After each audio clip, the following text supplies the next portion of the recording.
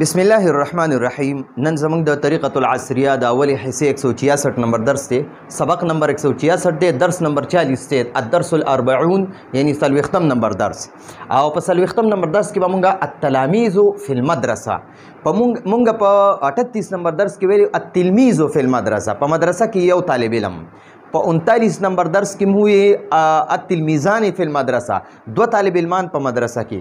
او اوس په 40 نمبر درس کې دی التلاميذ فی المدرسه د درې یا زیات شاګردان په مدرسه کې طالب علمان په مدرسه کې.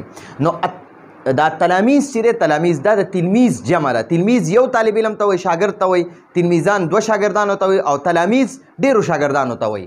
د دوو نه زیاتو ته وایي. دریو د پاره استعمالیږي، دریو د پاره، او د دریو نه زیات 3000 پورې 3 لاک پورې 3 کروڑ پورې د پاره هم دا تلاميذ استعمالیږي. التلاميذ فی المدرسه طالب علمان په مدرسه کې.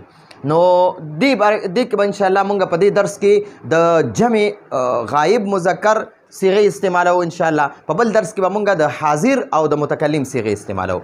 نو خالد و شاهد و سعید اخوة. خالد، شاهد او سعید درې وانرونه دي. خالد، شاهد او سعید درې وانرونه دي. خالد و شاهد و سعید اخوة. خالد، شاهد او سعید درې وانرونه دي.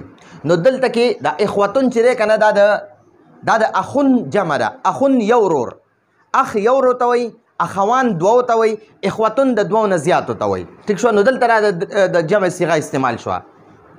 هم دا هم ضمیر چې دی که نه دا د دریو یا د زیاتو کسانو لپاره استعمالیږي.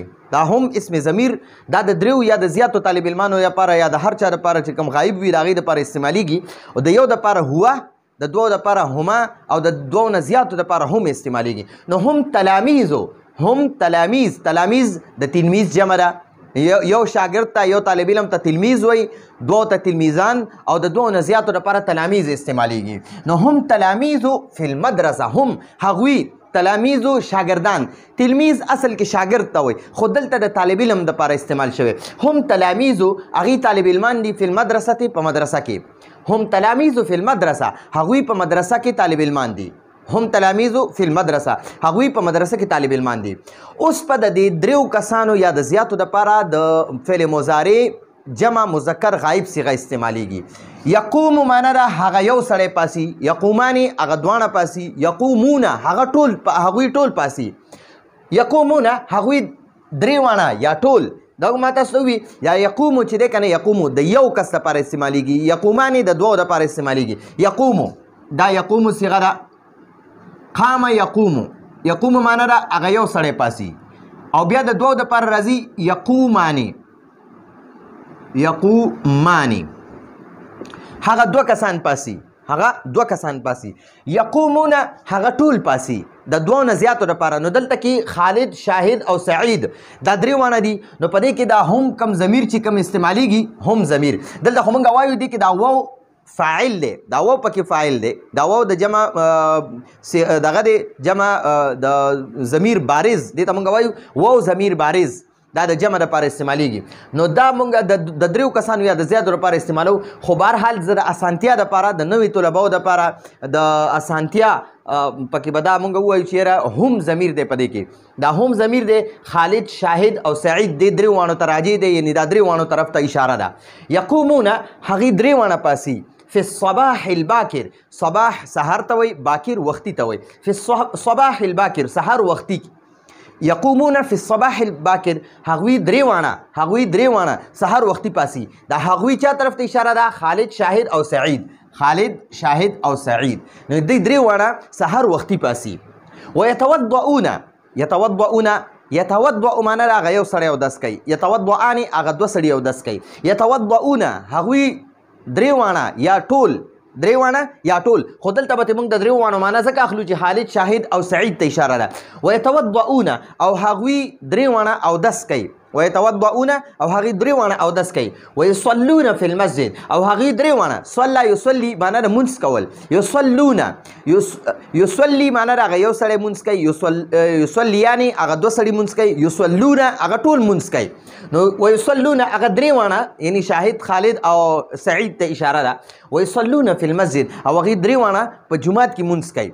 ويصلون او هغوی درې واړه مونځ کوي فی المسجد په جومات کې ويتوضؤون هغوی درې واړه اودس کوي ويصلون فی المسجد او هغوی درې واړه په جومات کې مونځ کوي نو اوس به موږ داسې وایو ويتوضؤون ويصلون فی المسجد هغوی درې واړه اودس کوي او جومات کې مونځ کوي بس داسې به وایو د یصلون کې هغه ضمیر دوباره مه وایې د هغې معنا ما خو اول لفظي پوهه کوي چې وویلی شي خو بیا مې دوباره دې لپاره ووي چې دا څنګه کتاب کې لیکلي شوي دي که نه ويتوضؤون ويصلون فی المسجد ويتوضؤون او هغې درې واړه اودس کوي ويصلون فی المسجد او جومات کې مونځ کوي بس دومره پورې وایي ويتلون تلا یتلو معنا د تلاوت کول نو یتلو هغه یو سړی تلاوت کوي یتلوانې هغې دواړه تلاوت کوي ويتلون یتلون معنا هغې ټول درې واړه دلته کې درې واړو ته اشاره ده خو معنا موږ د دې کوو هغې ټول تلاوت کوي نو ټولو نه مراد دلته دا درې کسان دي که د دریو نه زیات هم وي نو هغې دپاره به ممدقه یتلونه دا د جمع مذکر غایب صیغه ده فعل مضارع جمع مذکر غایب او معلوم صیغه ده مجهول نه ده ويتلون القرآن الكريم او هغې درې واړه د قرآن کریم تلاوت کوي ويتلون القرآن الكريم هغې درې واړه د قرآن کریم تلاوت کوي ثم معنا د بیا یتناولون تناول یتناول معنا د خوراک کول نو د یو کس دپاره چې هغه یو سړی خوراک کوي نو یتناولو هغه یو کس خوراک کوي یتناولانی هغه دوه کسان خوراک کوي یتناولون هغې ټول یا دلته کې د درې واړه معنا به موږ اخلو خو دلته کې معنا د دې ده هغې درې واړه یا ټول خوراک کوي ويتناولون الفطور دا د سحر ناشتې ته وایي ناشتې ته فطور وایي د غرمې خوراک ته غدا وایي او د ماسخوتن خوراک ته عشا وایي نو دلته کې فطور ناشته ته مراد دی ثم يتناولون الفطور بیا هغوی د سحر ناشته کوي نه ناشته خوري ويسلمون سلم يسلم تسلیما سلام کولو ته وایي ويسلمون دا د جمع مذکر غایب صیغه ده د فعل مضارع او د دې نه موږ هماغه درې واړه مراد اخلو ويسلمون او هغې درې واړه سلام کوي على امهم و ابيهم خپل مور او پلار ته د دې هم ضمیر معنا موږ خپل واغسته دلته اصل کې د دې معنا ده دوی یا هغوی خو دلته ته موږ معنا خپل واغسته چې هغې درې واړه خپل مور او پلار ته سلام کوي ويسلمون على امهم و ابيهم او هغې درې واړه خپل مور پلار ته سلام کوي ويذهبون ذهب يذهب معنا د تلل یعنی کس زی نو یذهب معنا د هغه یو سړی زی یذهبانې دوه زی یذهبون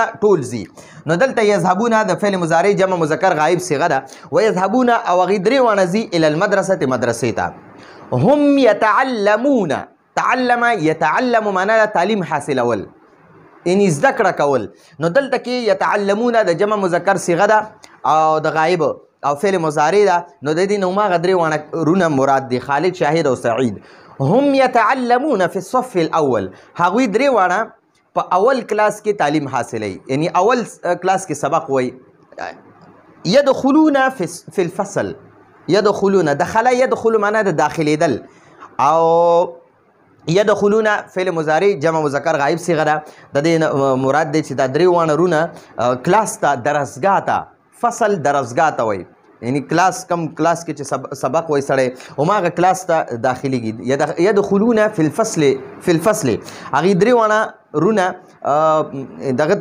کلاس ته درسګاه ته داخلېږي يسلمون على استاذهم سلم يسلم څنګه دلته يسلمون او دلته ختم يسلمون راغی هغې درې واړه خپل استاذ ته سلام کوي ويسلمون على استاذهم هغې درې واړه خپل استاذ ته سلام کوي ويجلسون جلس يجلس مونږ دې نه مخکې درس کې د یجلسونه جمع جوړه کړې وه چې هر کله د واحد مذکر صیغې نه د جمع مذکر صیغه جوړې که هغه د حاضر صیغه جوړې او که د غایب صیغه جوړې نو د حاضر صیغه په شروع کې تا وي او د غایب صیغې په شروع کې یا وي نو دلته دا ټولې د غایب صیغې استعمال شوي دي نو یسلم په شروع کې واو ساکن نون زبر نه ولګوه د جمع صیغه به ترې جوړه شي يسلمون على استاذهم هغوی خپل استاذ ته سلام کوي ويجلسون بادب او هغې درې واړه په ادب کینی ادب سره کینی په ادب یعنی کلاس کې په ادب کینی بې ادبي نه کوي ويستمعون الى الاستاذ استمع يستمع یو دی سمع يسمع معنا د اوریدل استمع يستمع استماع د باب استفعال چې دی که نه استمع يستمع استماع باب افتعال ته چې ووړي نو د دې معنی ده متوجه کېدل، په غور سره اورېدل، په غور سره توجه سره اورېدل. ویستمعون الی الاستاذ، هغوی درې واړه ویستمعون او هغوی درې واړه په غور سره اوري یا هغوی درې واړه په توجه سره اوري الی الاستاذ خپل استاذ، یعنی استاذ په توجه سره اوري، د استاذ خبرې په توجه سره اوري یا استاذ د استاذ خبرې په غور سره اوري. ولا یلتفتون، التفت یلتفت معنی ده یو خوا بل خوا کتل. ولا یلتفتون او هغوی درې واړه یو خوا بل خوا نه ګوري، یعنی الی الیمین یا بالیسار، نه ښي طرف ته نه ګس طرف ته، هغوی درې واړه ښي طرف ته او ګس طرف ته نه ګوري، بس خپل توجه استاذ ته وي چې استاذ په بورډ څه لیکي هماغه لیکي، په خپله یادیم هماغې ته توجه وي هغه زده کوي. نو دا زموږ سره د التلامیذ فی المدرسه د جمع د 40 نمبر درس کې د جمع اولنی سبق و. دې نه پس په انشاءالله بیا په بل سبق کې مونږ دلته کې دې درس کې زمونږ د جمع مذکر غایب صیغې استعمال شوي، په بل درس کې به مونږ د جمع مذکر حاضر او د جمع متکلم صیغې استعمالو. نو دا زمونږ د نن ورځې درس و. خالد او شاهد او سعید درې واړه ورونه دي، دا دې ما په پښتو کې لیکلي دي. هم تلامیذ فی المدرسه، هغوی د مدرسې طالب علمان دي. یقومون فی الصباح الباکر، هغوی سهار وختي پاسي، درې واړه سهار وختي پاسي. ویتوضؤون ویصلون فی المسجد، هغوی درې واړه اودس کوي او جومات کې مونځ کوي. ویتلون القرآن الکریم، هغوی درې واړه د قرآن کریم تلاوت کوي. ثم یتناولون الفطور، بیا هغوی د سحر ناشته کوي. ویسلمون علی امهم و ابیهم، هغوی خپل مور او پلار ته سلام کوي. ويذهبون الى المدرسه، هغوی درې واړه مدرسې ته ځي. هم یتعلمون فی الصف الاول، هغوی په اول کلاس کې تعلیم حاصلوي. یدخلون فی الفصل، هغوی درسګاه ته داخلیږي. یسلمون علی استاذهم، هغوی خپل استاذ ته سلام کوي. ویجلسون بادب، او هغوی په ادب کینی. ویستمعون الی الاستاذ، او هغوی استاذ ته توجه کوي، یا د استاذ خبرې په توجه سره په غور سره اوري. ولا یلتفتون الی الیمین او الیسار، او هغوی ښي یا ګس طرف ته نه ګوري، ښي یا ګس طرف ته نه ګوري. د دې او معنی ده یا، د یمین او یسار په منځ کې چې راکم او دی د دې معنی ده یا. نو ما هم دلته لیکلي هغوی ښي یا ګس طرف ته نه ګوري. نو دا زموږ د نن ورځې درس و. راتلونکي درس پورې اجازت غواړو. هذا هو المرام والله اعلم بحقیقة الکلام.